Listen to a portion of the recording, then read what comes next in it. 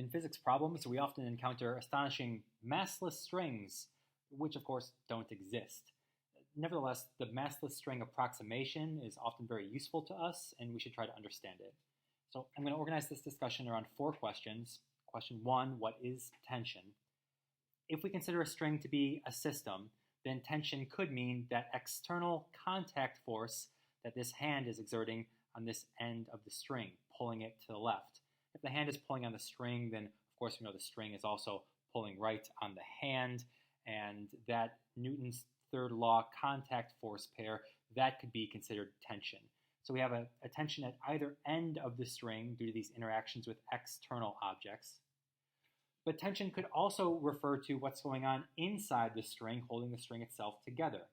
If we take any section of string, a little segment like this orange one right here, and that little segment is being pulled to the left by this segment, it's being pulled to the right by this segment, and if that segment is being pulled upon, then it's also doing some pulling, so it's pulling on this segment and pulling on that one. So what we've got here are internal force pairs, Newton's third law internal force pairs, that are also referred to as tensions.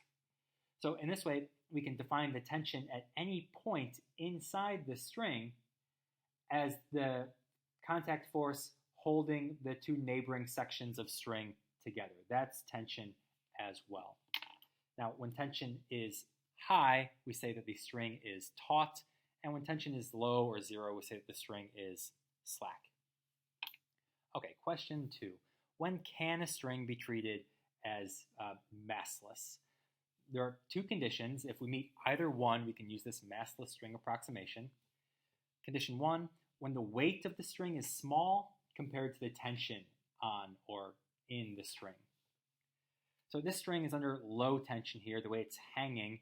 If we do a free body diagram for this little segment here at the bottom, here's its weight. If we know that this segment has mass, so it has a weight, a force of gravity on it.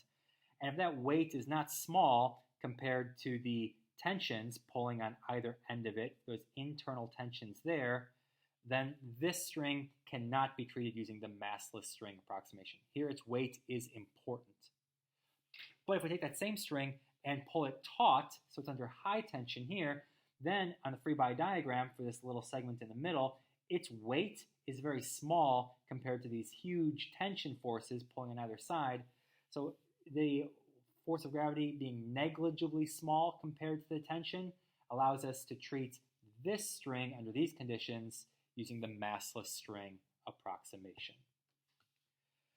The second condition under which we can treat a string as massless is if the string is pulling on something that is much more massive than the string itself. So if the mass of the string is much less than the mass of what it's pulling, then we're also justified in using the massless string approximation here. So, question 3 then, what's useful about this so-called massless string approximation? Let's look at that anvil being pulled by our string here, and suppose they're moving along a frictionless surface being pulled with a constant acceleration to the right. Let's look at our string, and there's a tension on the right from the hand and a tension on the left from the anvil. Or we could look at a segment of the string and the tension on the right from this segment and the tension on the left from that segment. So if we're either looking at the whole string or the segment, we'll say it has mass m. Now let's do Newton's second law for either that whole string or just the segment. That looks like this. The acceleration of the string is due to the tension on the right minus the tension on the left. And we can rearrange this to multiply both sides by the mass to get this expression. And now, here's the argument. If the mass is negligibly small, if the mass of the whole string or of the segment is tiny, if we can set it to 0, then that's implying that the difference between the 2 tensions is 0. That's implying that tension 1 equals tension 2. And that's the most important conclusion from this video. The tension is constant throughout a massless string. Tension will be the same at every single point inside the string if we're using this massless approximation.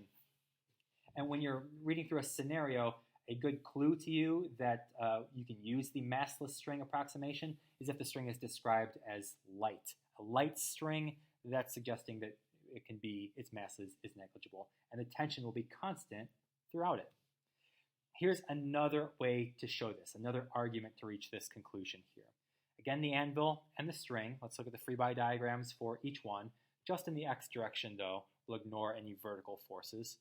So here's the anvil being pulled by the string, and the string being pulled by the anvil. That's in Newton's third law of force pair, so those are equal in magnitude. And then here's the string being pulled by the hand on the right.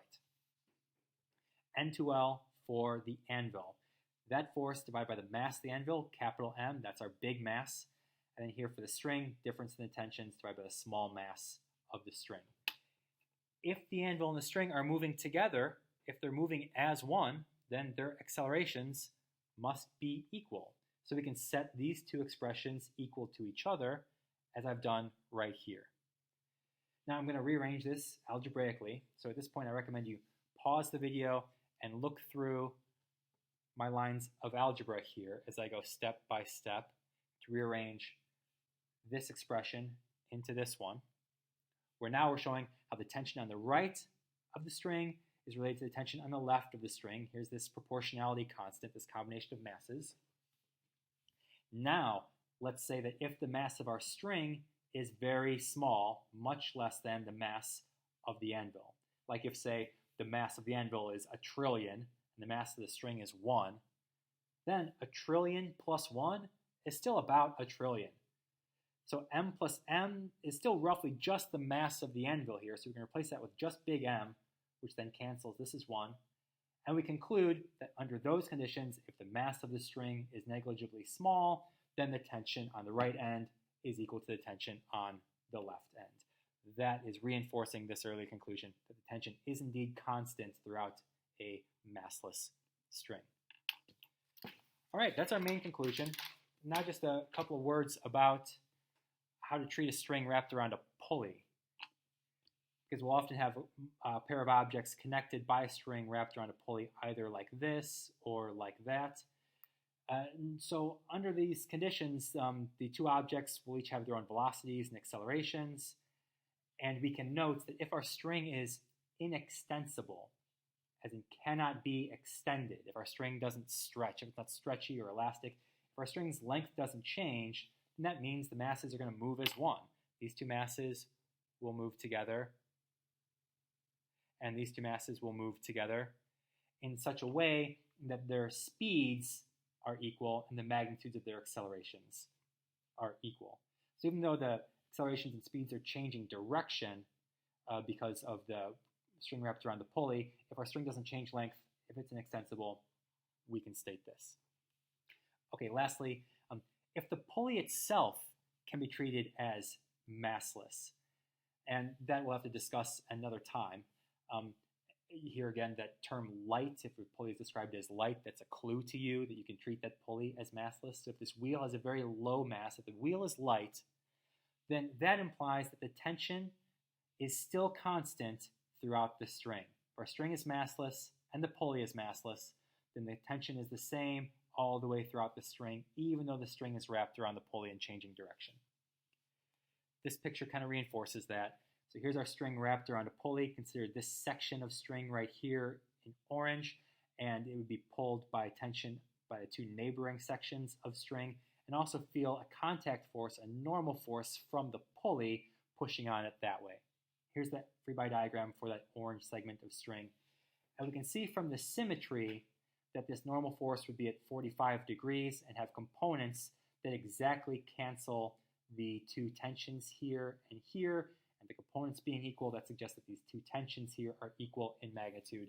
So once again, the tension is constant throughout a massless string, even if it's wrapped around a massless or light